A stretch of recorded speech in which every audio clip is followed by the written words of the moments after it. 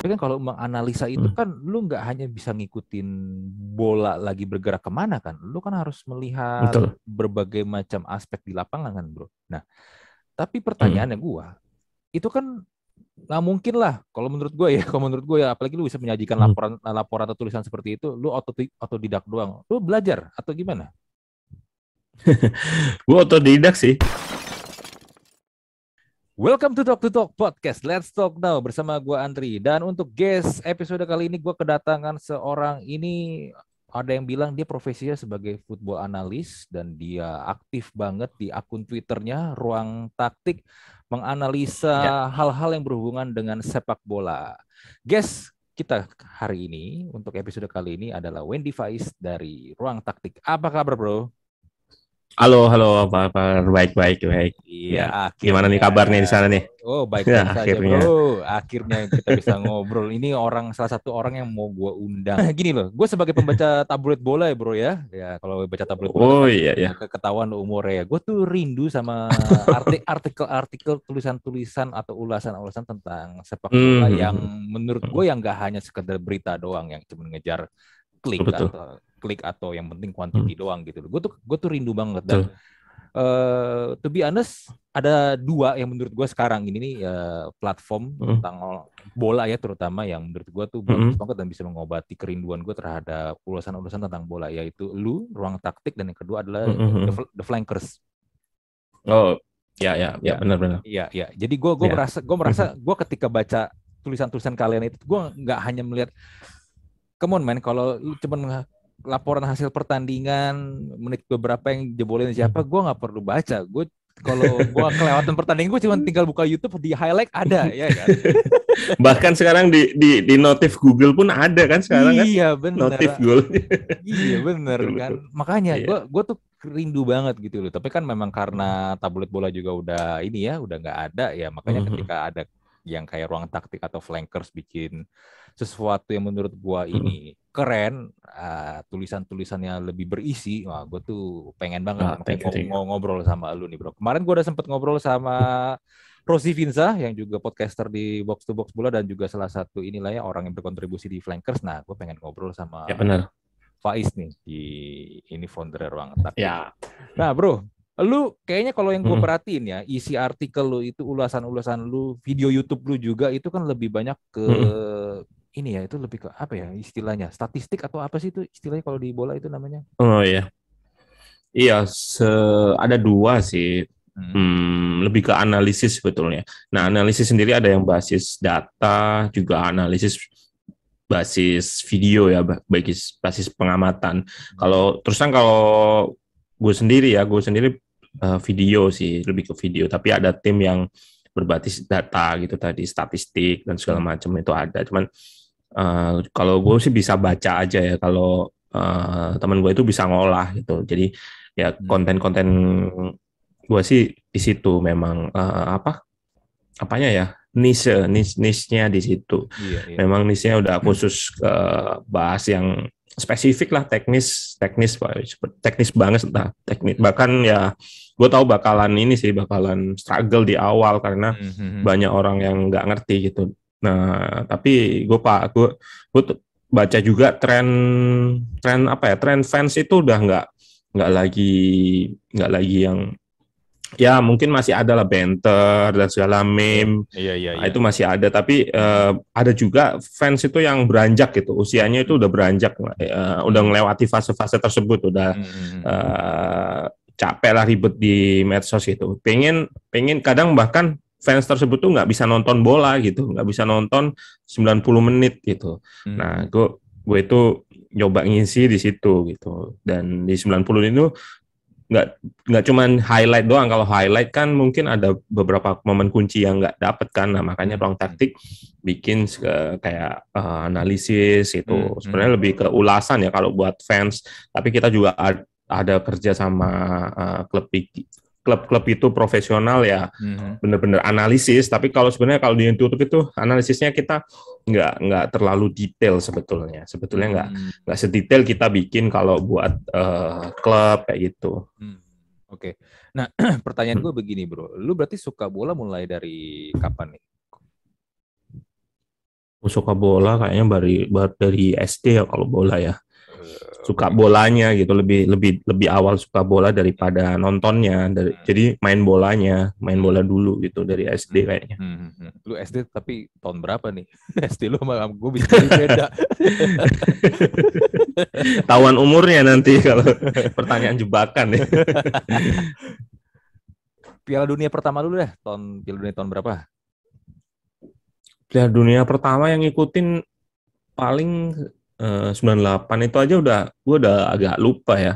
98 2002 itu udah masih inilah masih ngikutin. Sebenarnya gue baru ngikutin kayak bener-bener taktik itu ya di atas 2010 sebetulnya. Kalau di bawah itu agak agak lupa juga karena memang dari sisi pengetahuan belum belum kayak sekarang gitu. Jadi kayak dulu masih nonton ya sama seperti fans-fans yang lain lah nonton kayak gitu casual aja.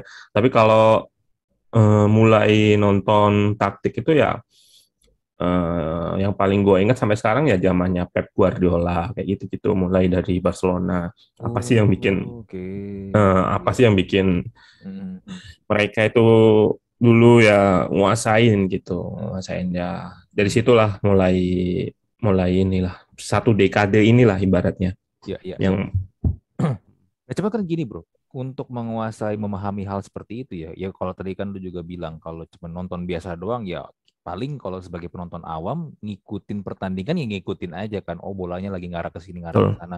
Tapi kan kalau menganalisa itu Hmm, kan lu nggak hanya bisa ngikutin bola lagi bergerak kemana kan, lu kan harus melihat betul. berbagai macam aspek di lapangan kan bro. Nah, tapi Hmm, pertanyaannya gua itu kan nggak mungkin lah kalau menurut gue ya kalau menurut gue ya apalagi lu bisa menyajikan hmm. laporan laporan atau tulisan seperti itu lu otodidak doang lu belajar atau gimana. Gue otodidak sih, Oh gue lu otodidak. otodidak sama sekarang. Iya. Oke. Tapi memang maksudnya belajar ya, belajar Mm-mm. dari banyak sumber. Mm-mm. Kalau kursus sih sebenarnya sampai sekarang pun belum ngambil, bahkan lisensi pun gue masih mau ikut kayak iya enggak gitu. Untuk Oh. terjun karena lisensi itu Mm-mm. memang bagus sih kalau kalau buat ilmu ya, buat ilmu. Mm-mm. Tapi itu benar-benar ngerubah mindset kita beneran gitu karena analisis sendiri itu sebenarnya kalau lisensi itu kan ada urutannya ya, lisensi D, lisensi C, B, Mm-mm. baru A. Nah, pelatih-pelatih yang kayak udah pegang klub divisi teratas tuh baru A Pro gitu. Mm-mm. Nah, analisis sendiri itu adanya di B gitu. Jadi kita Mm-mm. ngambil lisensi doang di awal itu sebetulnya belum dapet, masih masih dasar banget, basic banget. Makanya itu gue mau ngambil juga ini mending mending gue pakai kayak lisensi ngambil kursus-kursus sih kayak Mm-mm. gitu aja. Mm-mm. Tapi ya ada rencana ke sana memang. Iya, iya, iya.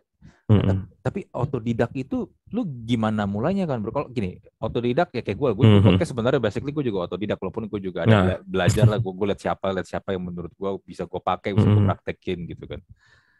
Mm-mm. Tapi lu gimana bro? Cara supaya ngesetnya sampai akhirnya menjadi skill set buat lu sendiri nih.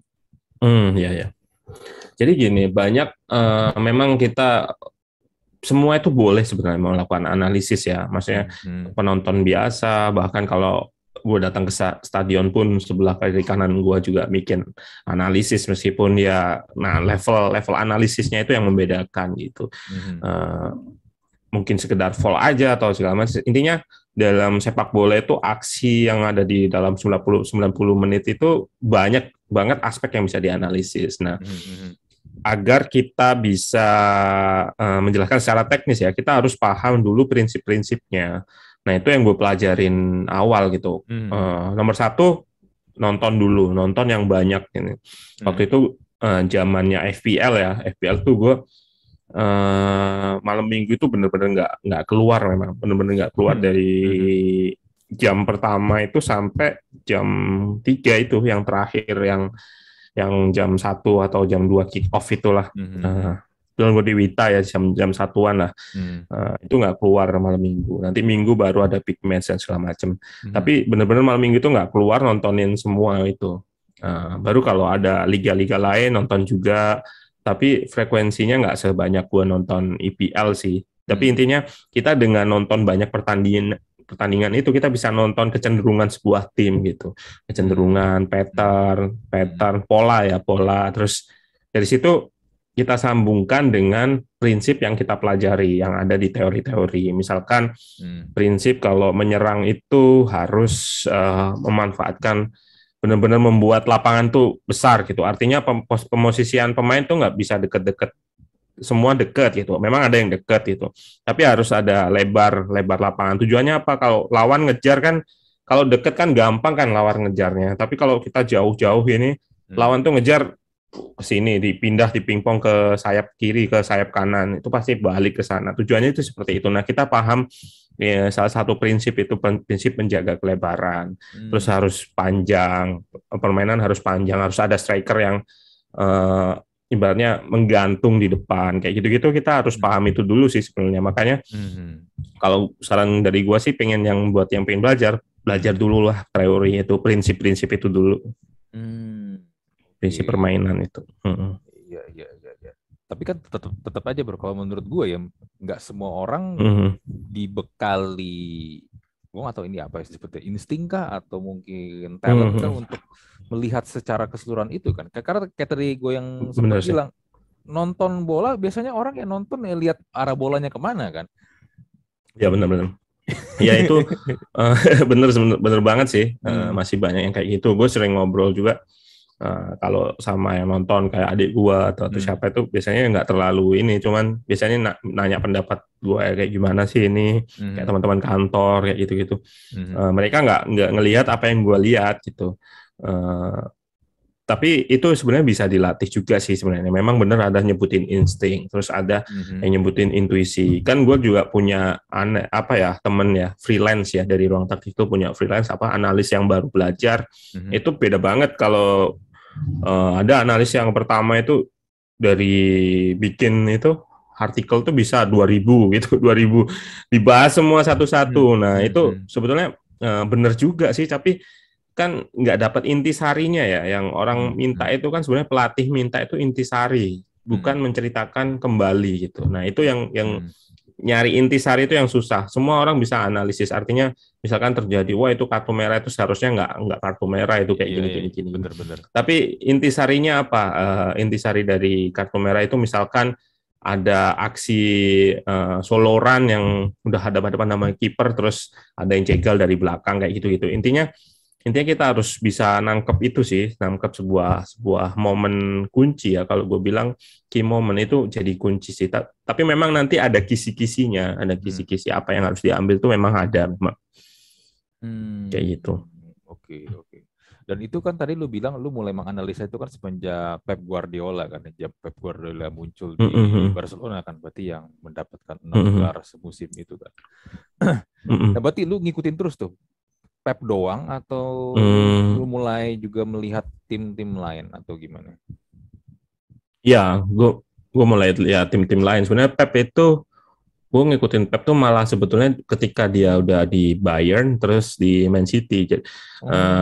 Dari situ gue ambil penasaran kan, kayak Barcelona itu waktu itu nggak aktif ngikutin waktu di Barcelona, di Bayern terus pindah Man City.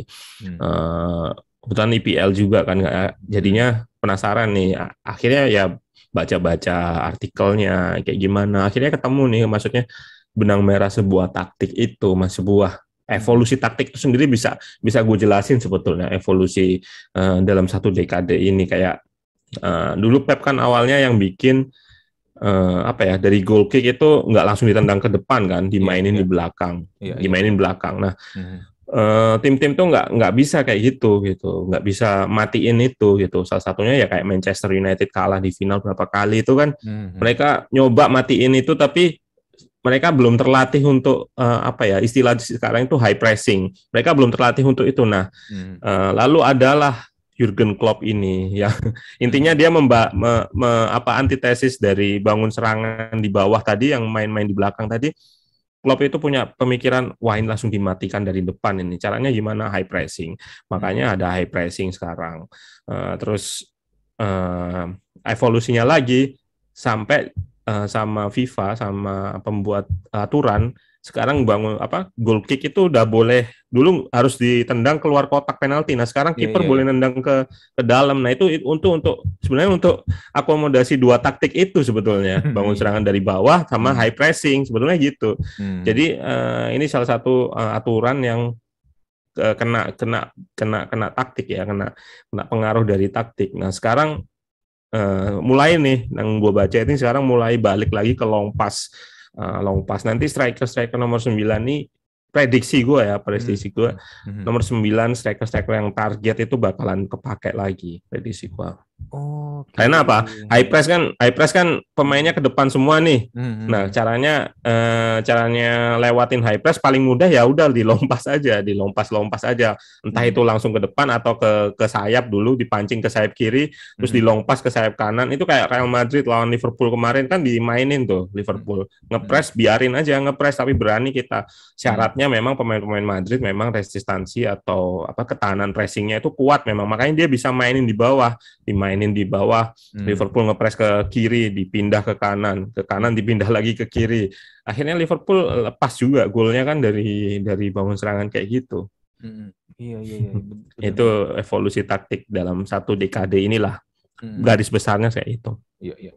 Cuman gini loh, gue kan ngikutin bola dari tahun 90-an lah, zaman masih Serie A, masih jaya-jayanya lah. Lalu kan mulai ke tahun 2000-an itu kan formasi yang tadinya banyak pakai 4-4-2 itu kan akhirnya mulai banyak 4-4-2-3-1 kan, karena tim-tim Spanyol tuh mulai mempopulerkan itu. Iya, akhirnya kan benar-benar banyak tim sampai sekarang juga masih pakai satu penyerang ya, penyerang murni di depan ya, walaupun role-nya juga ada banyak yang ini ya bisa turut ke belakang. Tapi gue merasa begini sih bro, ini mungkin opini pribadi gue ya, mungkin gue bisa salah, tapi menurut gue silakan. Kalau dulu gue melihatnya gini loh, tim-tim itu punya ciri khas. Kalau menurut gue ya, misalnya dulu pas zaman Juve masih dipegang Marcelo Lippi, Lippi itu kan terkenal dengan 4-3-1-2-nya, atau kalau nggak kadang-kadang diganti ke 3-4-1-2. Atau kalau Ancelotti pas pegang Milan, dia kan terkenal dengan ini ya, formasi pohon Natalnya Pencemara. Pohon Natal ya. Iya, pohon Natal. Terus kalau siapa tuh? Kalau Vicente Del Bosque kan yang 4-2-3-1 lah Real Madrid waktu itu pas zaman Galacticos pertama kan. Sampai akhirnya Pep Guardiola yang tiki taka segala macam. Terus kalau tim nasional Belanda punya Total Football, Italia punya Catenaccio, ya kan Brasil juga dengan sambanya mereka kan.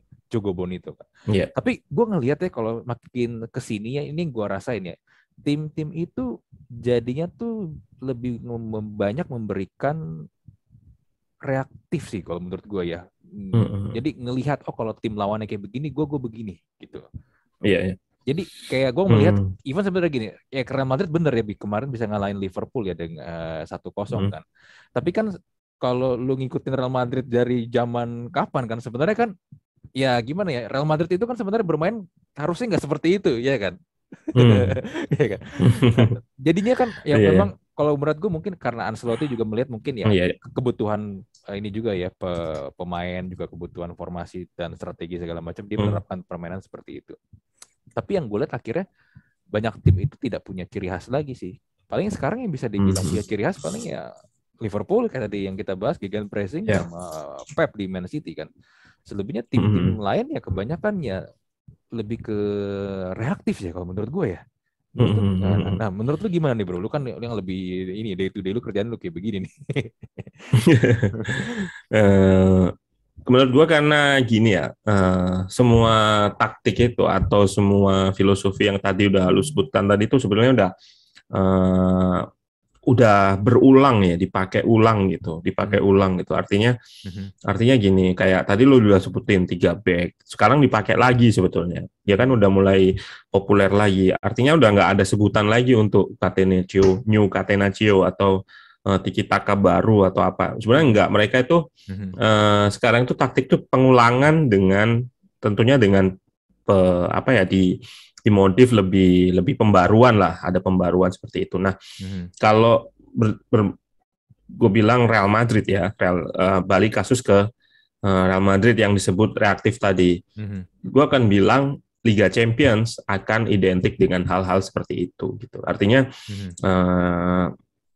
gini, pendekatan manajer untuk di sebuah kompetisi di Liga Champions itu bakalan seperti itu. Ada yang reaktif dan ada yang proaktif gitu.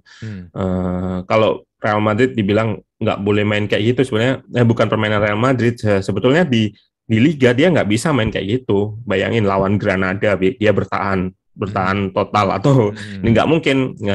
Dan dia juga golnya tuh banyak di Liga. Artinya itu tadi ngikutin dari liga yang kompetisi yang di ini pendekatan manajer tuh berbeda ketika di kompetisi bakal ada seperti itu. Ya kita ambil contoh Pep Guardiola aja, gue lupa di match mana itu sempat juga ngelepas possession gitu. Nggak maksudnya kalah possession di menit-menit tertentu gitu. Artinya itu memang pendekatan dia kalau udah menang ya udah, jadi ibaratnya bisa dibilang pragmatis ya, pendekatan paling mudah ya. Itu khusus untuk Liga Champions, tapi kalau untuk di Liga nggak bisa main seperti harus konsisten dengan gaya mainnya. Artinya ya kalau main possession, Liverpool juga main possession. Nomor kayak IPL kan tertinggi City dan sama Liverpool. Yang menarik tadi yang sempat gue bilang long pass tadi tuh, dua klub ini tertinggi juga di long pass-nya.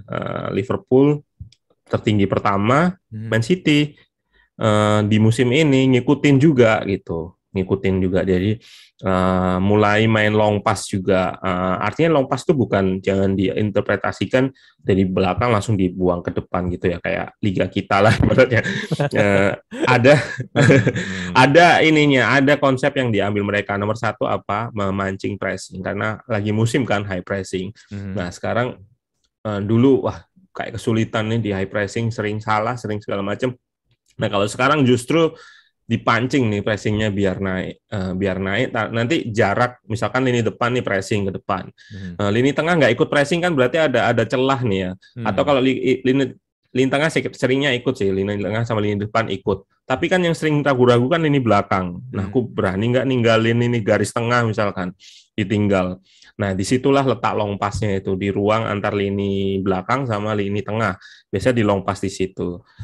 Kayak Inter Milan, Handanovic, itu peran kiper itu bakalan krusial nanti dengan gue bilang clip pass ya. Clip pass itu ya kayak gitulah, kayak long pass tapi medium, range-nya di medium, nggak long pass kayak kita gitu. Nanti trennya seperti itu. Nah, balik lagi nih soal soal gaya tim yang bermain. Nah, gue tadi sempat nyebut City sama Liverpool ini sama-sama menggunakan minjem taktiknya lah. Pep Guardiola sekarang juga main high pressing, Liverpool juga possession tertinggi kedua, long pass juga City ngikutin Liverpool, ikutan long pass juga.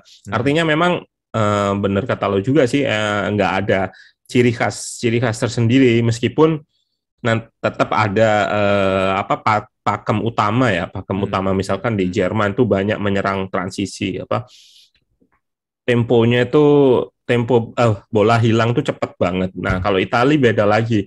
Italia nanti bola hilang tuh seringnya nggak direbut balik, tapi langsung mundur ke belakang. Itu yang bikin temponya agak lambat gitu. Kalau gegen pressing Liverpool kan bola hilang langsung rebut. Nah, itu yang bikin Liverpool tuh terkenal dengan heavy metal itu tadi, gegen pressing itu tadi. Dan itu diadopsi juga oleh Pep Guardiola. Jadinya memang itu tadi sih benar kata lo juga, tim nggak ada yang main dengan gaya tertentu, kecuali kayak yang gue tonton kayak Burnley itu. Nah, itu mainnya masih long pass segala macam. Terus ada kayak Tottenham Hotspur, Conte itu juga punya, bukan counter attack ya, tapi mereka punya hafalan lah, set play pattern atau pola untuk memaksimalkan itu sama sebenarnya. Artinya itu tadi nanti nggak ada memang nama-nama kayak total football atau dan segala macam, itu memang nggak ada nanti. Kayak gitu sih yang gue lihat. Iya. Ya, berarti nanti pertandingan akan makin seperti itu tuh kalau menurut lu ya, ke depannya nanti nih. Liga Champions bakalan iya. Gue nonton yang kayak bener-bener final itu kayak PSG sama Munchen itu yang terbuka. Itu pun nggak seterbuka di babak-babak sebelumnya gitu. Maksudnya di fase di final mereka berani sama-sama ngepres, tapi lebih hati-hati. Tapi kalau kita mundur balik lagi ke belakang, eh, bakalan ada seperti itu sih. Tim akan ada yang pede, kayak Liverpool tuh pede dengan Klopp itu pede dengan gaya mainnya. Musuhnya siapa aja gue mainnya kayak gini gitu. Mainnya kayak gini. Ini filosofi gue yang gue pakai. Musuhnya siapa aja gue pakai kayak gitu.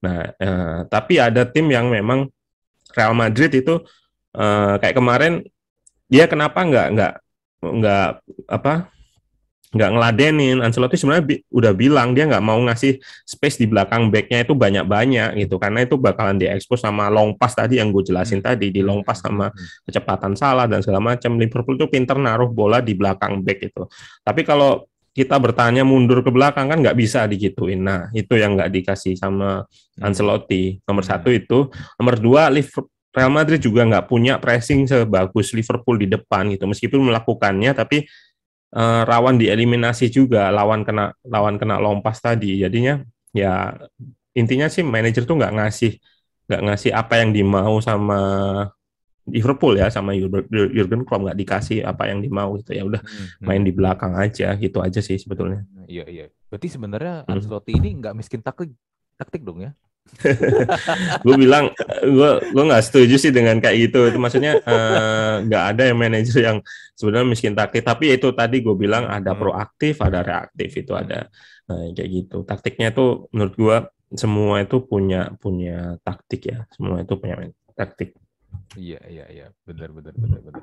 Nah, pertanyaan gue gini bro, lu melakukan ini bro sekarangnya di ruang taktik ya, ya lu football analis lah ya, bisa dibilang lah ya untuk profesi lu sekarang. Nah di Indonesia sendiri bro, lu ngerjain beginian.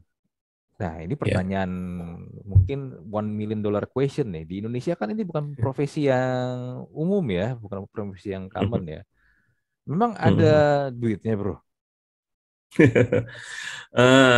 Nah sekarang gue sebenarnya kan nggak profesional ya, artinya nggak ngambil job, artinya terikat dalam satu klub atau apapun, meskipun beberapa tiap ganti musim tuh pasti ada tawaran ya. 2 tahun inilah 2 tahun ini ada tawaran untuk masuk di klub gitu. Nomor satu sih memang ya alasannya gue udah settle dengan jadi konten kreator ya. Kalau kalau gue bilang sekarang gue sebenarnya profesi gue itu sebenarnya bukan football analis ya, konten kreator yang memang di sepak bola gitu. Cuman gue juga nggak menutup kemungkinan membuka gitu kayak freelance kemarin. Nah ini gue buka juga aja, kayak kemarin AFC Cup itu Bali United minta dianalisis, tapi lebih ke analisis ke lawan gitu. Minta dibantu untuk analisis ke lawannya, karena memang waktu dari AFC Cup sendiri kan jedanya kecil ya, pendek ya. Jadi mereka butuh yang lain. Terus ada juga Persija itu pengen dapat insight dari pihak ketiga gitu. Jadi bukan analisnya sendiri yang nanti takutnya bias atau segala macam. Nah, pengen ruang taktik yang ngasih review dalam satu musim gitu, untuk project-project kayak gitu sih yang gue ambil. Artinya gue juga ada kontak dengan mereka. Terus kemarin juga ada klub Liga 2 yang baru gitu yang nawarin jadi analis, tapi karena mereka mintanya terlalu kompleks, jadinya gue lempar ke temen yang lain gitu. Karena gue terus terang sekarang ini settle dengan, masih seneng dengan konten kreator aja sih sebetulnya. Konten lu tapi emang rame sih. Ya belum bisa dikatakan ramai juga, relatif ya, tapi karena memang gue main apa ya, gue ibaratnya kalau dibilang ya perangnya sama ya konten-konten yang lain, karena konten gue udah tahu nih, maksudnya konten gue itu nggak segmented banget, nggak semua orang bisa nonton sih, nggak bisa nonton, cuman niche-nya udah jelas lah ya, yang mau bahas taktik intinya ada orang yang kayak gitu ya, itu aja yang gue garap kayak gitu sih. Iya. Nah, coba kalau menurut lu bro, kalau di Indonesia sendiri nih, kalau kayak analis kayak begini nih memang udah dibutuhkan belum sih? Kalau misalnya mau compare ya, gua kan penonton All or Nothing-nya City itu kan, kalau Pep Guardiola itu kan juga salah satu ya, manajer kan yang sangat ini banget sama analis ya. Jadi kalau ya, benar. video tuh pasti pemainnya harus nonton nih, pokoknya Iya, lu iya kalau benar. lawan lu Nah, begini-begini benar-benar. lu harus lihat. Nah, kalau di Indonesia Iya, gimana, iya, bro? ya. Nah, itu kebetulan gue nonton juga itu. Dia kalau nggak salah ngenalin analisnya itu ini mata gua atau gimana gitu. Dia intinya gitu. Mhm. Dia ngenalin analisnya sejak di Barcelona. Nah, ini kalau gue tarik ke masalah di Indonesia tadi, eh, artinya gini, Pep punya benar-benar orang yang dipercaya. Nah, di Indonesia, nggak semua pelatih itu mempercayakan tugas analis ke orang lain gitu. Artinya bukan Hmm. bukan ini ya, bukan nggak ada ya. Ya, gue contohin aja beberapa tim yang beberapa pelatih lah itu memilih analisis sendiri. Mungkin kalau kalau nonton apa ya Instagramnya Sinteyong contohnya, gue Mhm. tahu ada analis di sana, tapi coba nonton Instagramnya dia nonton juga pertandingan sendiri gitu. Artinya nggak benar-benar ngelepas itu karena analisis ini benar-benar ngaruh ke decision making, benar-benar ngaruh ke Mhm. decision making dari pelatih gitu. Misalkan ada pemain si A yang bagus itu kita mau matiin beneran atau kita tunggu aja di belakang misalkan kayak gitu. Itu benar-benar decision sih. Pelatih itu benar-benar butuh butuh nonton sendiri gitu. Makanya beberapa pekerjaan analis itu nggak kalau gue rasa ya di Indonesia ya. Mhm. Soalnya gue nggak riset gitu, nggak riset ke semua pelatih. Tapi ada pelatih yang memang udah delegasikan analisis ke tim sendiri. Ada juga yang udah punya tim, tapi masih analisis sendiri juga. Artinya analisis timnya nggak terlalu dipakai atau gimana. Intinya gitu sih. Intinya Mhm. kalau di Indonesia sebenarnya udah ada. Gue tahu kayak Rahmat Darmawan, Rans itu ada, gue kenal. Terus Persija itu gue kenal juga timnya. Mhm. Kebetulan kenal juga sama VP-nya. Terus Bali United masih sama Mhm. staffnya. Terus Mhm. artinya terus Arema itu sama staff juga. Artinya gini, nggak kerjanya nggak cuma analis aja dia, nggak cuma analis, termasuk penerjemah, termasuk juga ngelatih juga. Artinya ya itu nggak khusus gitu. Ya karena itu juga sih resource kan tergantung di klub juga ya. Misalkan budget, misalkan Mhm. 100 juta gitu. Aku mau nggak ngeluarin budget lagi buat salah satu tim gitu. Nah itu Mhm. pengaruh juga sih. Jadi memang harus ada sinergi kalau menurut gua dari manajemen dan head coach-nya itu mau butuh atau enggak. Kalau memang bisa dikerjakan sendiri, nggak masalah sebetulnya nggak pakai analis. Hmm, oke, oke.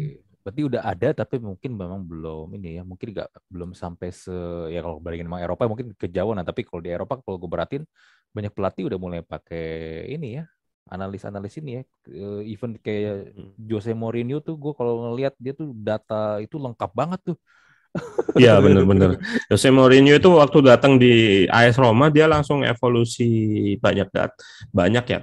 Meskipun sempat dia bilang sebenarnya pernah dikutip gitu statistik itu hanya untuk orang yang nggak ngerti bola gitu. Tapi yang dimaksud dia itu statistik yang ecek-ecek, misalkan shot on target kayak gitu-gitu, Oh ya. possession kayak gitu-gitu kan nggak berkonteks sebenarnya. Orang yang menang possession kan nggak belum tentu menang ini. Nah, yang Hmm. diambil Jose Mourinho itu adalah statistik yang lebih advance gitu kayak yang terbaru kayak XG, kayak XT dan segala macam udah gue pernah bahas di video juga. Iya, iya, iya. Nah, makanya kalau di Eropa itu ada provider sendiri. Jadi kayak gue sebutin aja kayak StatsBomb, Mhm. terus Wisecout itu kerja sama klub mereka. Mereka punya tools buat pertandingan itu dibikin statistik gitu, misalkan pemain ini banyak shot umpan-umpannya kemana aja kayak gitu, terus akhirnya sama Jose Mourinho kerjasama. AS Roma gue tahu kerjasama sama StatsBomb gitu, jadi Mhm. dia Mhm. data bener yang lu bilang, data banget Nah, dia. bro, gue penasaran nih, lu di ruang taktik sendiri nih mengerjakan ini, Hmm. lu ada tim atau lu memang hire freelance Hmm. doang atau gimana sih? Ya gue sekarang sih udah gue jalanin kalau nggak salah 1 2 atau 2,5 tahun tuh sendirian sebelumnya. Hmm. Memang kalau grafis designer freelance waktu Hmm. itu, tapi Hmm. baru ya bulan-bulan inilah, bulan-bulan Februari tahun ini, maksudnya Maret Februari itu gue mulai perbanyak scale up di freelance-nya. Dan kalau sekarang terus terang gue ada tim ini sih, tim analisnya udah ada yang tetap gitu loh, tetap jadi ngisi tiap bulan. Udah berapa ya ini? 3 bulanan kalau nggak salah, 3 bulan itu udah ada. Terus gue juga baru rekrut video editor tuh baru 1 bulan lebih lah, 1 bulan lebih. Intinya kalau yang rutin ngisi, yang rutin tim utama itu sih dua orang itu, sama grafik desainer sih. Sebenarnya grafik desainer juga mintanya freelance karena memang punya kerjaan juga ya. Ya kalau oke kayak gitu, it's okay gitu. Terus yang rutin nulis ya ada 2-3 orang lah. Berarti totalnya mungkin 5-7 orang yang benar-benar join kita gitu. Gue pikir ini loh, lu punya tim yang proper loh.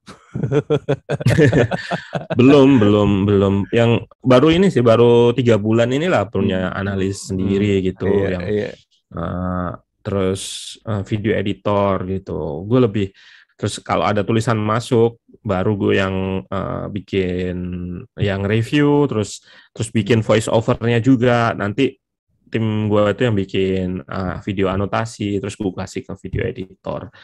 Belum ini sih, belum proper belum proper banget sih, tapi udah mulai ke arah sana gitu, karena memang ya kebutuhan konten dari request ya, sebenarnya request dari, kalau konten tuh sebenarnya banyak banget yang bisa kita kerjain sebetulnya.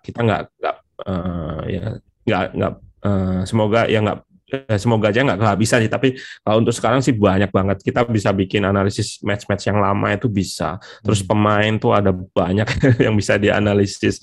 Jadi sebenarnya sekarang tuh lebih ke ini, yang mana yang dikerjain duluan itu.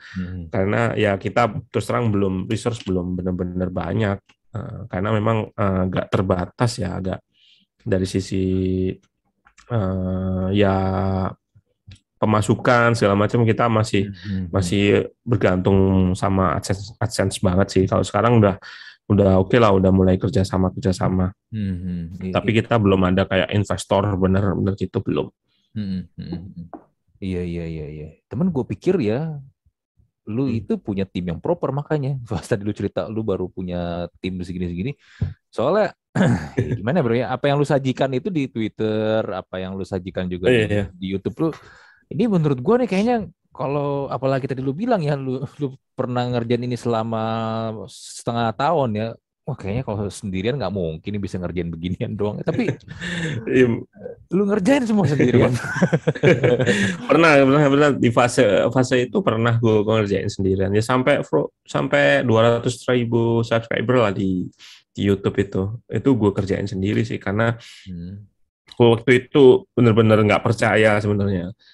Maksudnya belum percaya, tapi sekarang tuh banyak banget teman-teman yang bisa analisis itu, dan kayak freelance gua yang bisa data analisis itu benar-benar hidden gem. Maksudnya dia benar-benar jago itu. Kalau ada misalkan klub profesional itu mau ngambil dia terus ngasih gaji tinggi, itu menurut gua sih worth it banget ya teman gua itu. Cuman kalau di Indonesia sih kayaknya memang itulah, masih kesulitan kita mengolah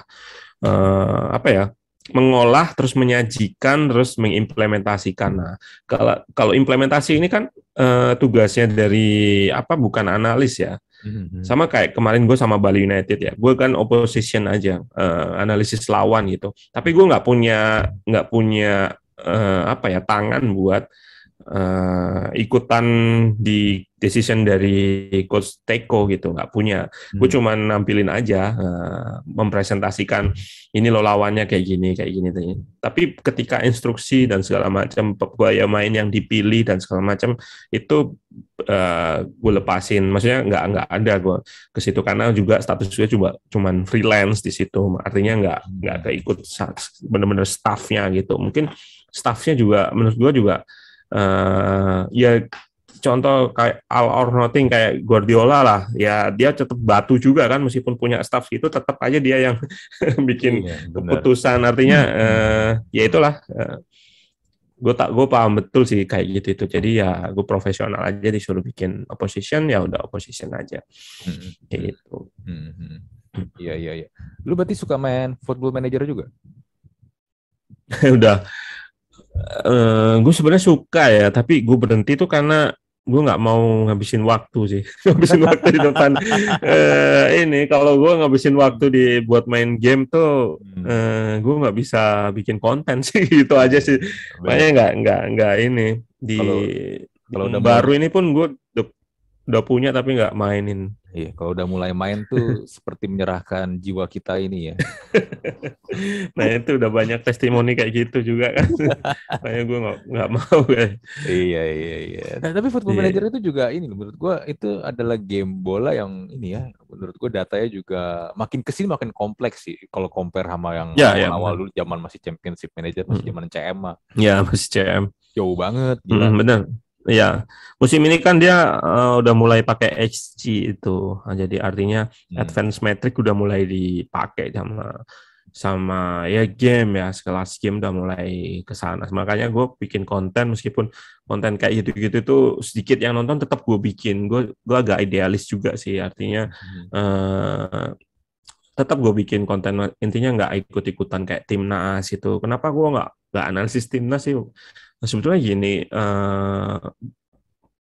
untuk konten kayak gini nih, netizen tuh sebenarnya belum belum siap sebetulnya, Hmm. belum siap. Gue takut terlalu ngasih, ya gue kasih contoh lah, bocorin taktik itu. Oh Waktu itu iya, gue gue tuh gue baca banyak tuh, banget yang gue baca tuh di enggak ya Twitter itu. tuh. Itu Nah itu konyol sih, itu eh konyol banget. itu makanya belum siap gitu. Padahal gini, Hmm. taktik lu bocor, taktik lu diketahui, terus taktik lu di ini. Seperti gue bilang tadi, yang implementasi pembelian keputusan itu tetap dipelatih gitu. Misalkan nih, ketahuan gitu, misalkan Arhan Pratama itu gue analisis larinya selalu ke sini, selalu ke sini, selalu ke sini gitu. Tapi apakah lawan itu bakal langsung, ayo kita matiin gaya ini? Karena kalau dia matiin Arhan Pratama, pasti akan ada celah lain yang bakal kena gitu. Intinya gitu sih. Hmm. Artinya taktik tuh nggak bisa dibaca, dibaca sih bisa ya. Maksudnya kayak kemarin gue Malaysia tuh musuhnya Bali United tuh gue baca ininya ini. Tapi ya itu tadi dimatiin sama Bali United ya, keputusan dari ini. Artinya, tapi kalau Malaysia ngerespon gitu, misalkan oh Bali United matiin ini, aku lewat pemain lain gitu, dan itu direspon di pertandingan, itu nggak bisa aja kayak gitu. Artinya taktik tuh gue sempat di komen juga kayak resep resep KFC gitu, kalau bocor udah kayak gini, nggak bisa kayak gitu, nggak bisa kayak gitu. Nah ini juga makanya gue hati-hati sih, bener-bener idealis, bener-bener jaga. Kayak timnas kemarin main buruk, gue nggak bikin, gue tahu bakalan ya mungkin oke, tapi ada beberapa orang tuh langsung nyalahin pemain. Kayak kemarin aja gue nggak bikin, udah Instagramnya Ronaldo Kuateh dibully gitu. Itu Hmm. maksudnya gue nggak sengaja nggak bikin waktu waktu apa 0-0 ya, waktu 0-0 eh, pertandingan pertama itu bola panas sih sebetulnya. Makanya gue nggak nggak bikin itu. Hmm. Hmm. Hmm. Bener sih, bener-bener.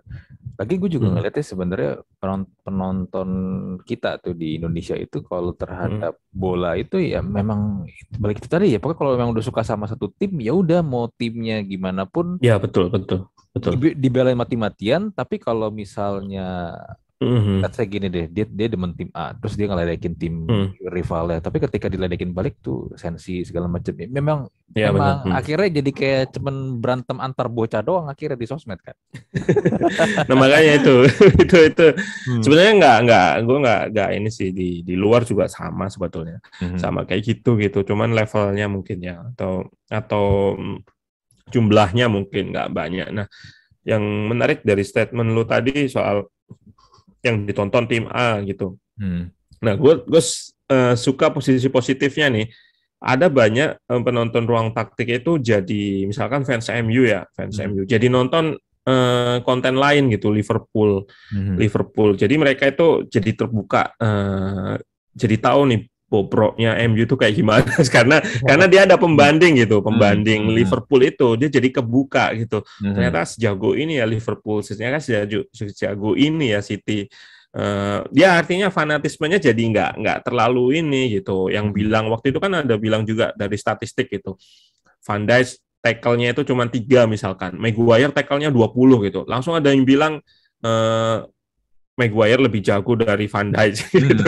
Padahal kan ini salah satu penggunaan statistik yang nggak konteks. Data itu nggak bohong. Maguire memang tackle-nya 20. Tapi kita ngambil konteksnya itu salah. Karena nomor 1 Van Dijk itu mainnya high press gitu. Terus dia nggak pernah bertahan, nggak pernah diserang gitu. Nggak pernah diserang dalam tanda kutip itu ya bertahan di rendah terus dibombardir kayak Real Madrid kemarin itu nggak pernah. Ya otomatis tackle-nya itu sedikit gitu. Tackle-nya sedikit. Jadinya Maguire tackle-nya banyak, makanya itu konteks kayak gitu itu yang gue ajarin juga cara ngambil konteks itu. Lu data itu nggak bisa bohong, tapi orang yang make itu bisa bohong gitu, bisa kayak gitu ngambil konteksnya itu bisa salah gitu. Itu yang gue ajarin juga. Jadinya ya itu sih gue senengnya itu sih, positifnya itu gue ada beberapa orang yang nonton konten bahkan gue bikin Nottingham Forest itu masih ditonton kayak gitu. Iya. Itu kan mirip juga case yang waktu itu yang kiper timnas Spanyol kan. Kenapa Iker Casillas yang jadi kiper utama bukan Victor Valdes kan? Padahal waktu itu Victor Valdes sama Barcelona lebih menang banyak trofi kan. Terus jumlah clean sheet-nya, terus dapet trofi El Samurai lebih banyak Victor Valdes dibandingin Casillas kan. Iya benar sama. Kejadian lagi kan di musim ini De Gea di Spanyol itu di Spanyol nggak dipanggil gitu. Karena memang Luis Enrique ini tipikal manajer yang pengen kipernya bisa main di belakang, sementara De Gea itu nggak bisa. Dia jago, tapi jago apa? Jagonya shot stopper, dia bisa menghentikan shooting, bisa menghentikan ini. Tapi untuk main bola pakai kaki itu yang nggak bisa. Makanya itu kenapa nggak dipanggil. Sama juga case-nya kayak gitu sih. Manajer tuh punya perspektif tersendiri ya. Bahkan bisa perspektifnya bisa subjektif itu, suka nggak suka. Itu it's okay. Kemarin gue sempat space sama yang PSSI itu dari yang entah masih apa gitu, dari Sinteyong, dia ngasih perspektif juga kenapa kok Spaso yang nggak diambil, kenapa bukan striker yang ini atau yang dipanggil tuh striker itu karena Sinteyong itu ternyata ya ngelihat kepribadian gitu, ngelihat etos kerja, ngelihat kedisiplinannya kayak gimana. Itu bukan berarti yang lain tuh nggak disiplin dan segala macam. Memang ada pilihan subjektif dari manajer itu yang nggak bisa kita ganggu gugat, itu yang harus kita ketahui. Iya benar gitu. Karena bagaimanapun pemain bola itu manusia. Iya benar. Iya manusia benar. Kan selalu ada faktor non teknis sebenarnya kan kalau kita. Nah itu yang bola, kan? Nah itu yang harus dilihat fans lebih luas sih sebetulnya. Makanya fans yang kayak udah dewasa ya itu manusia gitu. Maksudnya nggak besok bagus gitu, sekarang bagus, besok belum tentu bagus itu. Nggak bisa kayak performa bagus terus kayak misalkan PES itu hijau terus itu kan nggak bisa. Iya benar. Kayak inilah misalnya Gareth Bale itu sebenarnya bukan pemain yang tiba-tiba jadi pemain bodoh kan, dia itu masih jago. Cuman ya kalau yang gue lihat dia memang udah nggak niat main di Real Madrid aja, udah that's it. Makanya betul. Kayak gitu sama, iya bener. Karena memang itu tadi kan dia ada kontrak, mungkin ya ada sesuatu yang bikin dia nggak nyaman. Terus ya jadinya kayak gitu. Dia juga mungkin nggak, ya secara profesional mungkin ya tetap latihan dan segala macam, tapi mungkin ada beberapa yang kita nggak bisa lah ngelihat di layar kaca. Kayak contohnya Lukaku lah kemarin tuh, Lukaku itu juga kayak gitu. Ternyata kan yang beli kan bukan pelatihnya gitu, terus pelatihnya ngasih role yang berbeda. Terus katanya juga sempat pelatihnya Tuchel tuh bilang ketika lawan Spurs, sempat nyebut itu lo bapakmu lah gitu ketika ada Conte gitu. Iya. Katanya kayak gitu. Hmm. Jadi dia kayak gitu-gitu gesekan kayak gitu itu kan yang nggak bisa kita analisis ya. Entah itu rumor atau apa kayak gimana, tapi masuk akal juga memang karena ya itu tadi kalau pemain nggak fokus terus nggak ada hal yang nggak disuka, ada gesekan sama manajer ya kayak gitu jadinya. Nah, Betul. Makanya gue selalu suka kalau misalnya ada pemain bola atau manajer atau siapa gitu dari tokoh-tokoh sepak bola mereka keluarin biografi. Wah, biasa tuh gue suka nah tuh. ya Besok bagus. gue baca tuh. Karena Ya biasa benar. akan selalu ada cerita di balik layar yang lu nggak pernah tahu dan Ya mungkin benar-benar. baru mereka ceritain lagi karena ya mungkin Ya karena benar. faktor mereka juga udah nggak main kan, makanya mereka baru cerita, mereka Ya baru speak up di situ. Ya kayak ya. autobiografinya Alex Ferguson aja. Ya, Sir Alex itu lumayan bagus juga sih. Iya. Banyak sih autobiografi yang bagus tuh memang. Yang Bener. selatan juga dia kenapa dia juga akhirnya gontok-gontokan sama Pep kan dia akhirnya dia ngomong di situ kan di bukunya kan. Ya, karena dia ngegolin aja masih dikritik. Iya. Dan karena Pep itu kayak gitu sih memang orangnya bener-bener set play punya hafalan lah, punya pattern pemainnya itu harus ke sini ke sini. Nah, jadi Hmm. kalau nggak sesuai ya dia pasti ini sih Pasti dia ini. marah. Iya, gue pernah Hmm. nonton ya waktu itu pas Thierry Henry pas lagi ini dia Hmm. jadi dijelasin lah pas lagi dia bermain di Barcelona. Kan kalau di Barcelona tuh dia kan di kiri ya. Dia kan Hmm. bermain di kiri kan waktu pas di Barcelona zamannya Pep kan. Ya. Dia cerita, dia pernah mencoba keluar dari dari sisi kiri, masuk ke Hmm. tengah positioningnya. Terus akhirnya nggak lama Hmm. dia ditarik sama Pep. Terus dijelasin kenapa Pep akhirnya menarik. Padahal sebenarnya mungkin ini kan mungkin dia pengen mengisi atau mungkin creativity dia sebagai pemain di lapangan. Iya. Hmm. Tapi kenapa dia bilang gue udah ditarik keluar sama Pep? Karena Pep itu benar-benar saklek banget sama positioning. Lu pokoknya kalau di Iya, kiri, di kiri. benar. Kalau lu ngelanggar, lu Iya. nggak ngikutin instruksi gue, lu cabut. Mau lu siapapun lu. Iya. Ya, nah itu lo balik lagi bro. Benar Kayak sih. gitu-gitu yang nggak pernah kita dengar kadang-kadang kan. Iya, iya, itu yang nggak kita dengar. Terus kalau dikaitin sama hal teknis, kita jadi tahu gitu tipikal dari manajer ini kayak gimana. Kalau gue sering nyebut tadi kayak set play, Hmm. pattern, itu pola gitu. Ada Hmm. pelatih yang memang kayak Pep Guardiola itu. Jadi dia punya zona zona di zonasi ya, lapangan tuh di zonasi, pemain tuh harus lari ke sini. Ketika bola ada harus dilari ke sini, harus ke sini. Hmm. Eh, dia udah punya aksi-aksi rentetan aksi yang udah direncanain sama dia gitu. Berbeda dengan kayak Ancelotti. Ancelotti itu lebih ini, dia lebih ke aspek defensif aja. Dia terstruktur, harus kayak gini. Tapi ketika menyerang dia ngasih kebebasan dari pemain. Nah, kebebasan itu dalam artian apa? Gini. Jadi dalam latihan itu ada yang memang eksplisit gitu. Instruksi pun eksplisit gitu. Ada kalau lari ke kanan, lari ke kiri gitu. Hmm. Tapi itu makan energi, terus pemain tuh banyak. Gak mungkin kita satu mulut ini bisa ngucapin banyak instruksi. Nah, yang paling kalau di latihan tuh yang paling mengena itu latihan implisit gitu. Pemain tuh dirangsang buat nemukan solusi di lapangan itu dia sendiri gitu. Dia Hmm. menemukan solusi gitu sendiri. Aku kayak kita ambil contoh Thierry Henry tadi ya.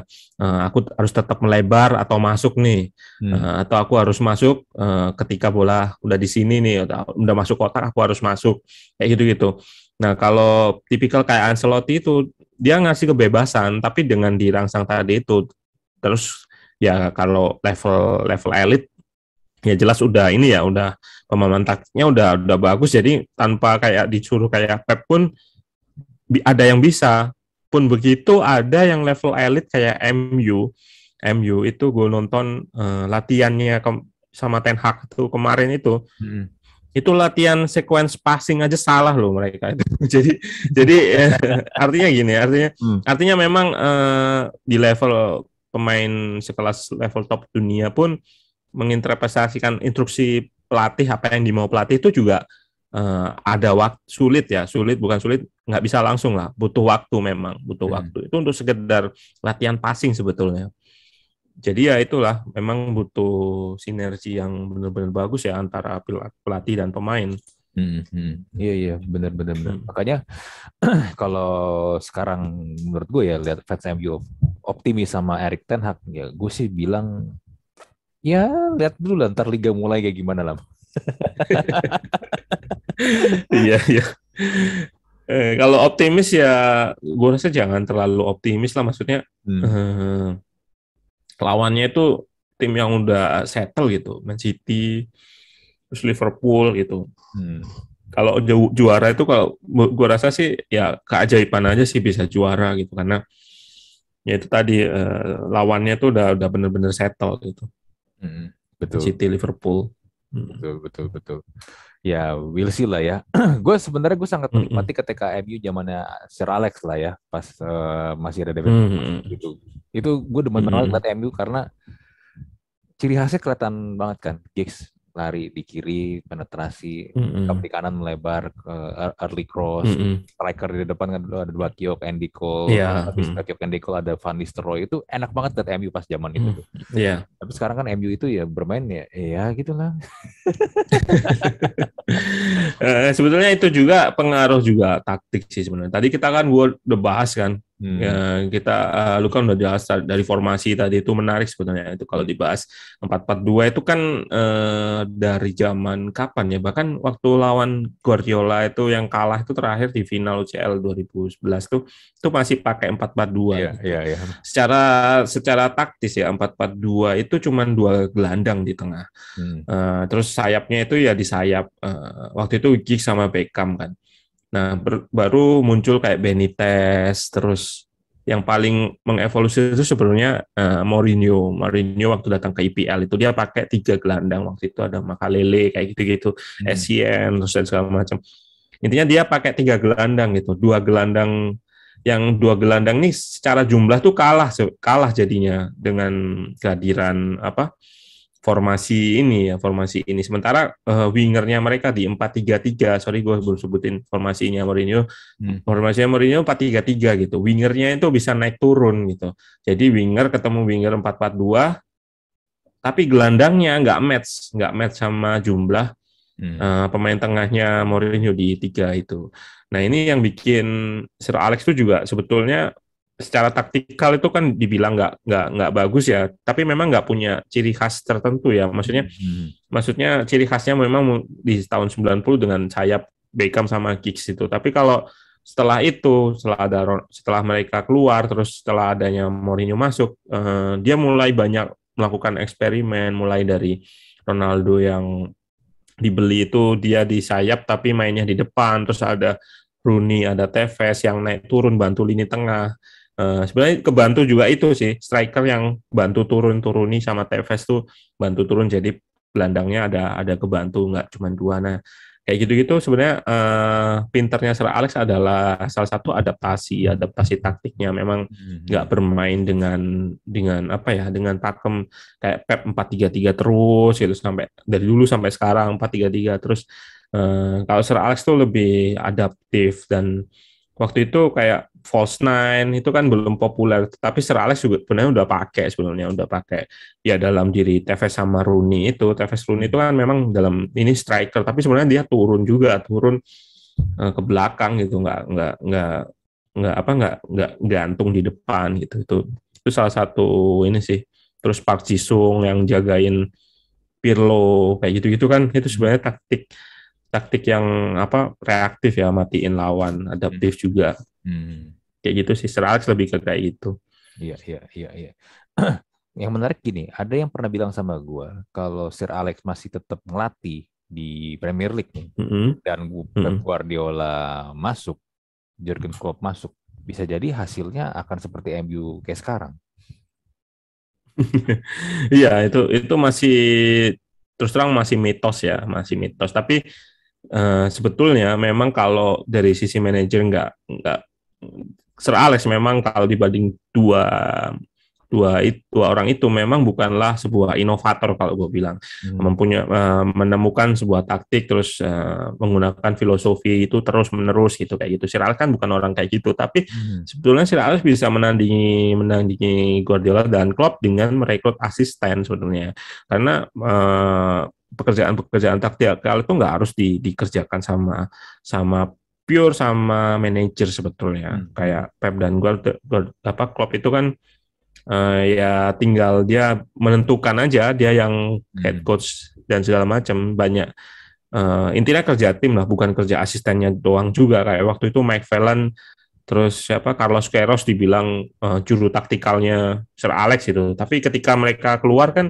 mereka ngelatih kan juga nggak kelihatan gitu. Artinya memang Sir Alex bisa aja kalau misalkan dia Mike Phelan udah out ya, outdate gitu, misalkan taktiknya udah nggak ini, dia bisa aja rekrut asisten lain gitu. Jadi menurut gua masih mitos juga sih, belum tentu ini juga, belum tentu kayak kalah juga. Iya, ya soalnya Sir Alexnya juga udah pensiun, susah juga. Iya, makanya gue bilang mitos kayak gitu-gitu nggak bisa kayak sama lah kayak Pep Guardiola disuruh ngelatih West Ham, belum tentu bisa ini ngelatih tim kecil lah, disuruh ngelatih tim kecil belum tentu bisa bagus kan, kayak gitu bakalan jadi mitos sampai seterusnya, karena Pep nggak mungkin, menurut gue sih nggak mungkin ngelatih tim kecil ya. Iya benar, karena misalnya dia ngelatih West Ham pun, pemain-pemain West Ham juga nggak bisa memenuhi ini kan kebutuhan taktik. Iya, Ya kan masalahnya kan di situ. iya, dia pasti punya requirement tertentu. Misalkan dia nanti keluar nih dari City, siapa klub yang mau boyong dia itu pun harus ada requirement tertentu pastinya waktu sodorin kontrak ya. Aku harus visi misinya udah jelas kayak gitu. Bener-bener. Ini kan mungkin juga mirip kayak kasusnya Mourinho juga kan. Mourinho itu kan dibilang setelah dia dari Real Madrid balik lagi ke Chelsea, masih sempat juara lah aja sekali di Chelsea kan. Setelah itu kan dia ke klub-klub yang mau macam kayak Spurs, sekarang juga AS Roma kan. Terus pada bilang katanya Mourinho sudah habis lah, udah nggak bisa kayak dulu lagi. Tapi menurut gue ini pendapat pribadi gue ya, menurut gue Mourinho bukan karena habis aja sih, ya karena mungkin dia punya taktik, dia punya strategi, tapi ya pemain-pemainnya memang nggak bisa memenuhi apa yang dia pengen. Ya kayak di Spurs lah paling gampang lah contohnya. Iya benar. Iya benar karena memang taktik kayak Mourinho itu agak sulit ya kalau di liga. Di liga itu agak sulit karena butuh konsistensi. Tapi kalau udah di piala, gue ngomong kayak gini ya karena kebukti juga di MU kan dapat piala. Di Spurs sebenarnya kemarin juga udah mau final atau udah sampai final ya yang dipecat itu. Di Carabao Cup dia di kick kan sempat final. Iya. Nah, ya itu. Nah, memang dia agak sulit untuk konsisten menurut gue sih, karena taktiknya itu reaktif. Artinya gini, dia tuh sering menganalisis kelemahan lawan, terus dia berusaha matikan kelemahan itu. Tapi ketika lawan yang bertahan atau yang nggak mau nyerang, itu dia kesulitan ngebongkar. Itu ada masalah di Mourinho ya. Jadi ketika lawan yang punya di piala itu pasti mainnya kan ya cuman home away lah, ibaratnya home away, mungkin dia grup di awal gitu, terus kalau udah kena out ya udah harus mati-matian keluar gitu. Kayak gue nonton final lawan Feyenoord kemarin juga sebetulnya nggak bagus-bagus amat, maksudnya ya kalau orang nonton sepak bola yang jadi patokan kayak Pep Guardiola dan segala macam ya memang nggak kayak gitu mainnya, justru malah lebih banyak mainin long pass tadi yang gue bilang. Tapi sebetulnya kelasnya memang juga di situ, maksudnya di Feyenoord juga mainnya seperti itu, cuman unggul di high pressingnya aja. Jadi kalau gue rasa Mourinho agak sulit memang kalau di liga, untuk konsisten di liga. Tapi untuk cup itu dia masih ya buktinya udah banyak lah, MU terus Spurs, terus kemarin Roma juga dapat, meskipun pialanya ya dianggap kayak gitu doang gitu. Ya akhirnya dapat lah. Bener. Oke bro, sebelum kita akhiri nih sebagai penutup, gue pengen tahu dream team formasi pemain-pemain yang menurut lu ini the best-nya lu lah. Formasi dulu Oh kali gitu ya. ya. Formasi lu apa dulu nih? Terus kan gue belum ini ya, belum nyiapin nih. Tapi kalau formasi yang paling stabil tuh sebenarnya ada dua ya, 4-3-3 sama gue suka 4-2-3-1 karena eh gue lebih suka kestabilan. Artinya stabil tuh di semua fase kayak nyerang itu nggak terlalu menyerang, artinya keserang balik masih bisa. Terus ketika dipakai bertahan masih oke. Gue rasa formasi yang paling baik digunakan ya sekarang 4-3-3 atau 4-2-3-1. Oke, oke. Kalau formasi kayak gitu. Sebenarnya 4-2-3-1 sama 4-3-3 hampir mirip-mirip lah ya sebenarnya. Sebenarnya hampir mirip-mirip sebetulnya kayak Ten Hag di Ajax itu sebetulnya antara dua itu sebetulnya nggak ada bedanya sebetulnya, Betul. Oke. Kalau gitu, nggak terlalu beda.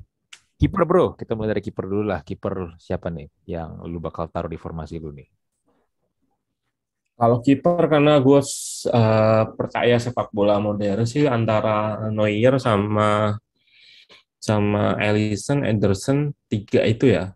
Tapi Hmm, gue milih kayaknya sih gue milih Alisson nggak ya? Gue Alisson. milih Alisson. Hmm.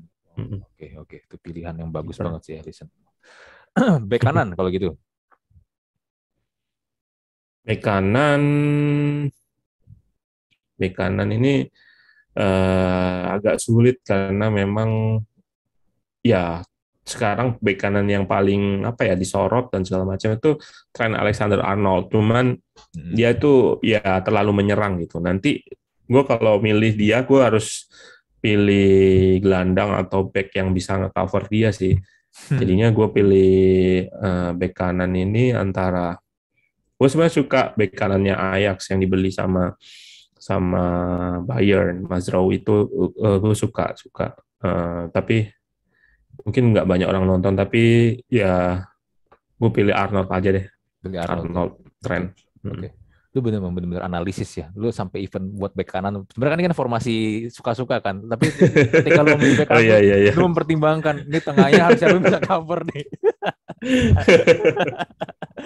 Iya ya, nggak usah terlalu gitu harusnya. Iya. Bek kiri lah, bek kiri bro. Bek kiri, bek kiri. Hmm. Bek kiri, bek kiri, bek kiri kan Cancelo, Oh, Cancelo, Cancelo. Cancelo Joao Cancelo. jago banget dia tuh. Joe Cancelo bisa kanan kiri lagi. Iya iya bener, jago banget. Gue suka dia karena teknikal banget dia itu. Iya, iya, iya, iya. Iya, dia jago banget gila tuh. Hmm. Lalu bek tengah bro.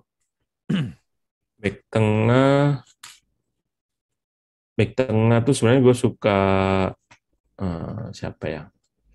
Kalau sekarang sih paling orang milihnya Van Dijk ya, Van Dijk. Tapi gue suka Alaba, Alaba ditaruh tengah, Mhm. bagus. Terus eh, dulu Ramos ya, tapi Ramos jarang main. Tapi gue suka back-back PSG kayak Marquinhos itu bisa bermain dengan DM gitu. Tapi kalau untuk awal sih mungkin dua ini Van Dijk sama Alaba sih. Gue Oh. pengen gabungin dua orang itu. Van Dijk sama Alaba ya. Oke, oke. Oke, kita ke gelandang nih. Lu 4-3-3 kan? Berarti satu ini. 3-3 aja. Satu DM, dua central midfield berarti ini. Iya, iya. Oke, DM-nya siapa nih? Kalau kalau DM,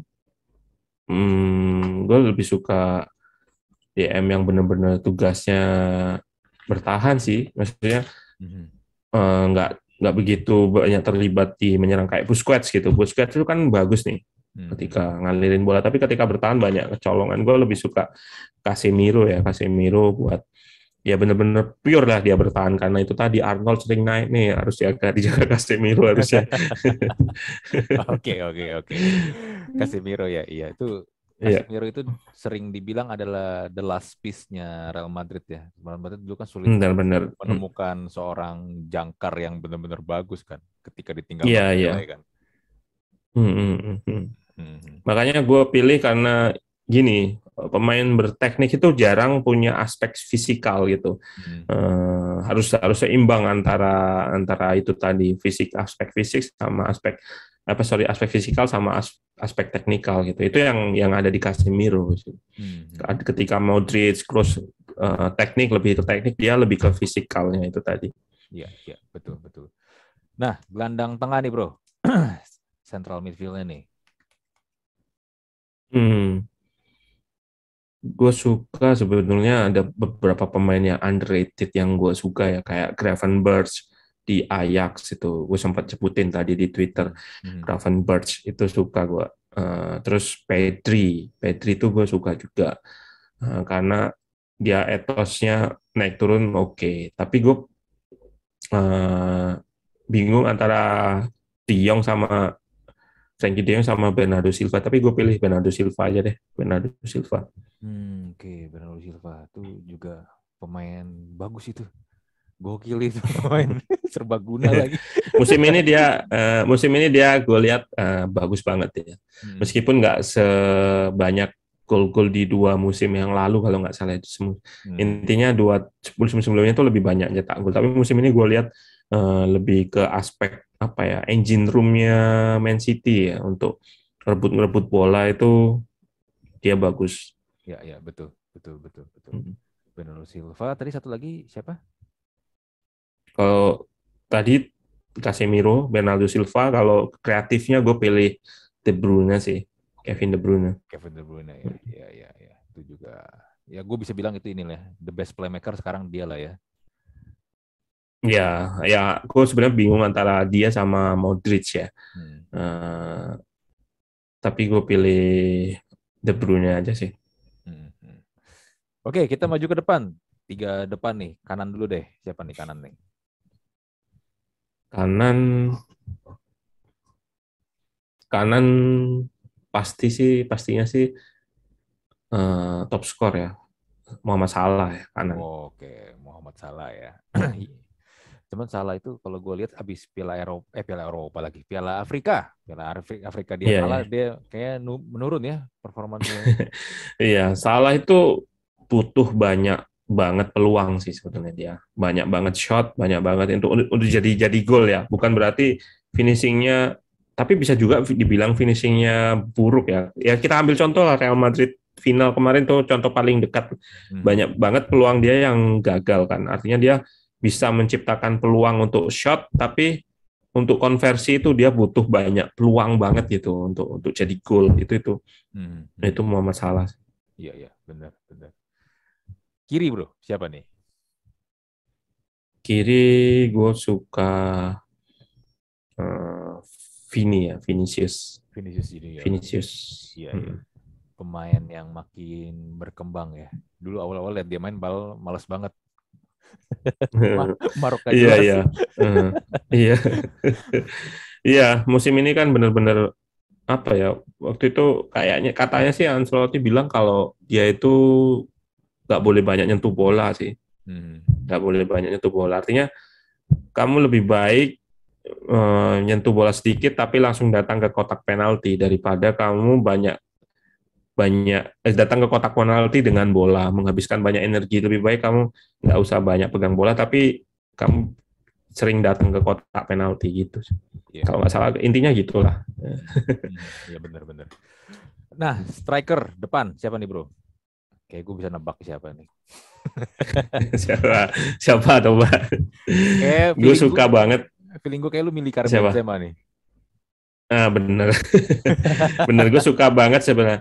Dari pilihan-pilihan gue itu sebetulnya yang nggak terlalu banyak apa ya etos kerja untuk itu sebenarnya Vinicius ya. Vinicius itu nggak untuk defense dia nggak sebegitu banyak dikasih beban sama Ancelotti untuk bertahan. Tapi hampir semua pilihan itu gue perhatiin aspek defense-nya itu tadi, termasuk striker jadi gue nggak mau striker yang gantung depan kayak Cristiano Ronaldo, terus Messi dan segala macam itu.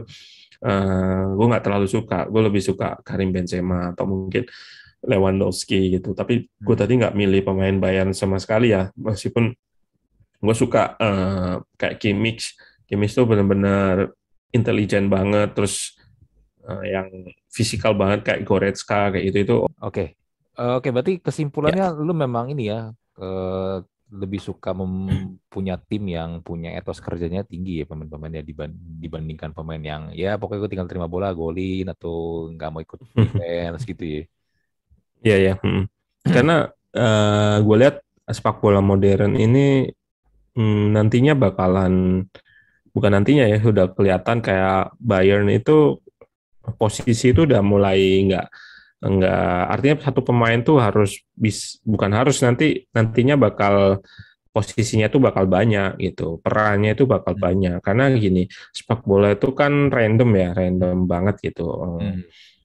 Random banget, kita nggak bisa memprediksi misalkan dari corner gitu, dari corner terus ke serang balik gitu, pemain yang paling dekat sama bola entah itu dia posisinya striker atau siapa ya harus bertahan, harus ngambil bola. Itu salah satu contoh corner aja, tapi situasi lain tuh banyak banget kayak gitu nantinya Hmm. jadinya siapapun yang bisa ngisi ya diisi kayak sekarang, kayak Cancelo itu juga bisa jadi tengah, Joshua Kimmich juga bek kanan yang masuk ke tengah. Hmm. Hmm. Nantinya sih apa bakalan dituntut seperti itu sih pemain Pemain harus bisa lebih terlibat versatile, di. versatile ya terhadap permainan ya. Iya, ternyata versatile untuk merespon situasi-situasi di lapangan itu tadi. Dan sepak bola itu kan sebenarnya utamanya itu cuma 3 fase. Fase utama sepak bola itu cuma bertahan, kalau menyerang, kalau hilang bola dia ada fase transisi, terus kalau nggak bisa ngerebut di transisi itu dia harus bertahan. Jadi Hmm. 3 fase ini fase mutlak loh. Kalau suatu tim tuh harus menguasai 3 fase ini. Sama gue analisis juga 3 fase ini, gimana tim tuh bertahan, gimana dia kehilangan bola, Hmm. gimana dia menyerang. Itu jadi fase 3 ini mutlak harus harus ada harus dilakuin semua pemain. Jadi ketika misalkan nih kita ambil contoh kayak Messi kehilangan bola waktu itu kan, kalau PSG ini kan isinya kan Neymar, Messi sama Mbappe Mbappe. ya. Kebetulan 3 ini nggak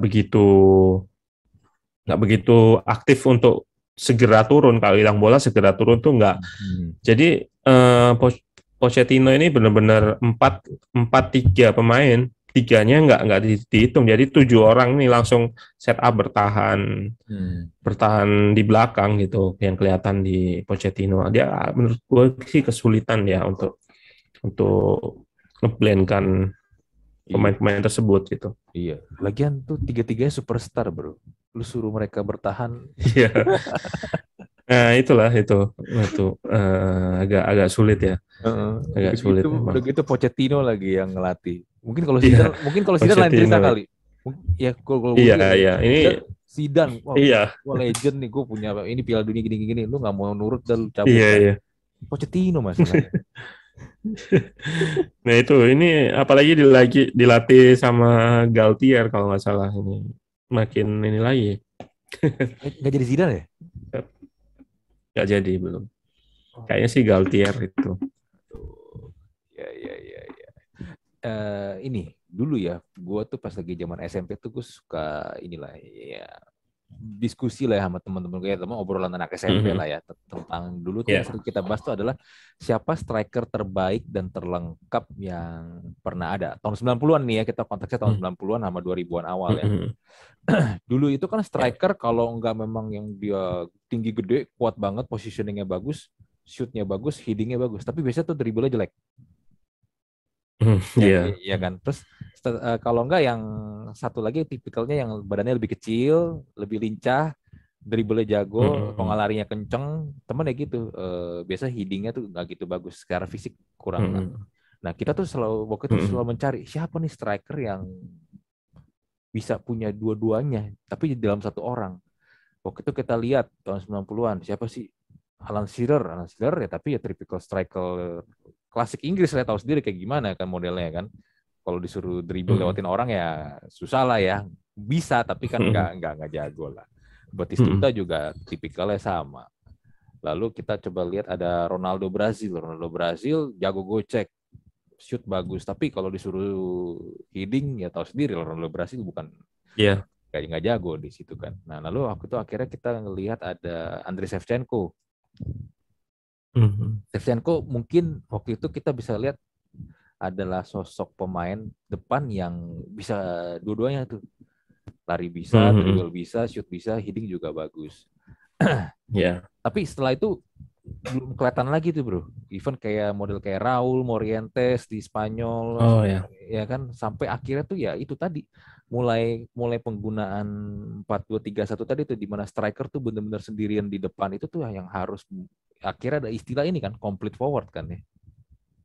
Iya, ada istilah complete forward. Artinya kalau gua bilang tadi complete forward ya aspeknya banyak sih memang. Nggak cuma tadi itu yang disebut, dia juga harus bisa bertahan. Tapi kalau gue sebutin kayak mungkin ya, kalau yang mirip kayak gitu kayak Drogba yang di era-era 2000 2000 tengah ya, sebelum 2010 itu Drogba itu masih bisa dibilang eh, komplit ya. Kalau di Serie A sebenarnya ya Shevchenko bener sih, Shevchenko, Inzaghi juga nggak seperti Pak ini heading.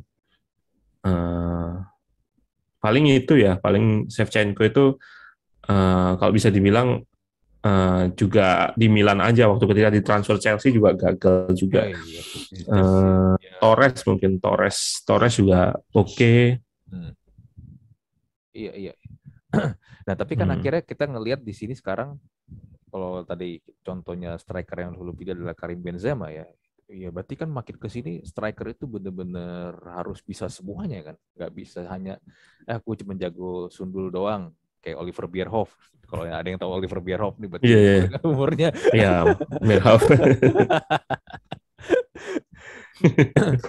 Iya, Bierhoff. Iya Tahu itu. tuh, Ya, kepala emas sih, kepala emas. iya si kepala emas. Iya, kayak ambil aja strikernya Liverpool nih, Darwin Nunez ini. Nunez ini besar badannya, atau Haaland lah, Haalandnya si Man City ini.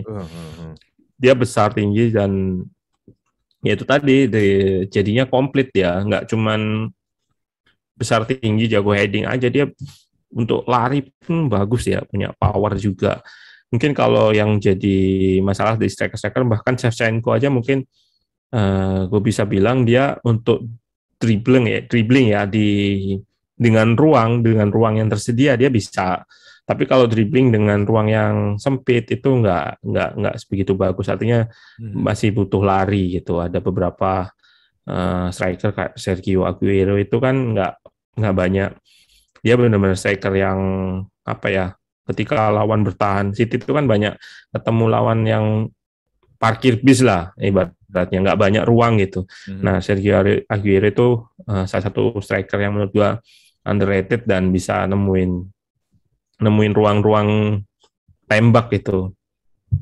Betul. Nah, kayak gitu. Jadi kalau kedepannya sih gua rasa kalau lihat trennya ya City beli Haaland, terus beli ada Darwin Nunes, terus di Real Madrid udah ada Benzema, tinggal gue nggak tahu sih ya Barcelona nanti apa gitu. Tapi yang jelas ada kecenderungan itu lagi sih, balik lagi ke ya striker yang benar-benar murni nomor 9, tapi ya itu lebih komplit. Kayak gitu. Iya, iya, iya. Kalau tadi lu nyebut Haaland nih, Haaland tuh gue ngeliat, aduh tuh orang tuh jago banget gila. Iya benar. Haaland tuh bagus sih, asal nggak cedera aja. Iya sih, bener. Dia masalahnya cuma cedera doang ya. Kalau dia kan, tadi kan lu bilang kan, dia kan emang tinggi gede ya. Kalau ngeliat dia lari itu kan dia sering dibilang kayak Terminator kan. Lari itu memang kayak robot, Terminator kan. Iya. Tapi kenceng banget larinya gila. Iya. Gue sempat bikin video dulu. Dia sempat di kecilnya memang diolokin gitulah karena gayanya yang kaku. Tapi ya dia bisa ini sih. Iya. Bisa adaptasi lah. Iya, betul. Nanti di FPL kayaknya salah satu pemain depan yang gue beli kayak dia sih. Iya.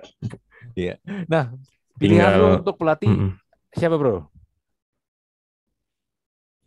Wah, pelatih ya. Untuk formasi pelatih sih, dan pemain-pemain yang lu pilih tadi. Pelatih kayaknya gue pilih Pep deh. Gue suka Pep Guardiola. Dia detail banget. Level detailnya itu yang gue suka daripada mungkin kandidat lain kayak Jurgen Klopp.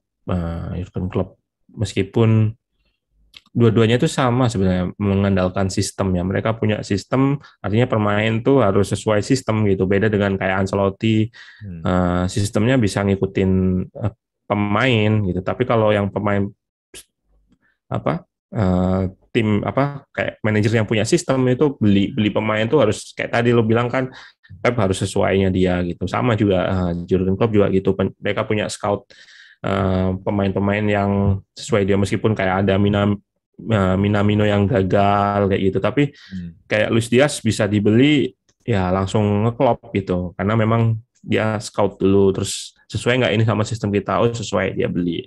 Hmm. Eh, ya mungkin nanti Darwin Nunes ini sih yang agak agak berbeda tapi intinya gue suka pelatih yang detail ya dari level coachingnya itu detail dia terus ngajarin pemain hal-hal yang detail itu agak agak eh, apa ya menarik sih untuk ditonton kayak eh, harus ngontrol bola pakai kaki apa kalau posisinya di sini dan segala macam body shape-nya kayak macam itu gue Hmm. suka nonton kayak gitu dan Pep Guardiola di sana dia Ya, ya, sukanya. betul, betul, betul.